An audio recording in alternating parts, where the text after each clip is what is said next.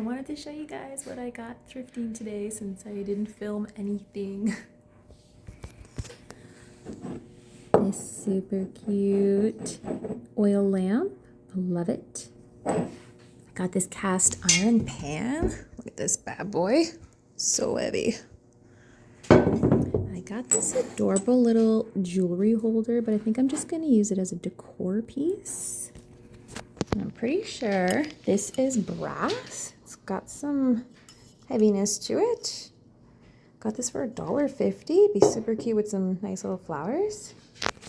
I got this set for $5. It's a good brand.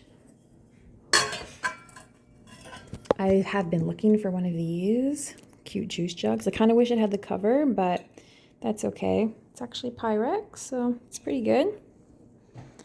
And then I got this. It's absolutely adorable. I'm pretty sure it's a vase, I don't know.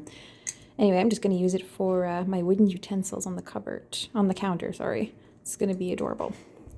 Anyway, that's all I got today.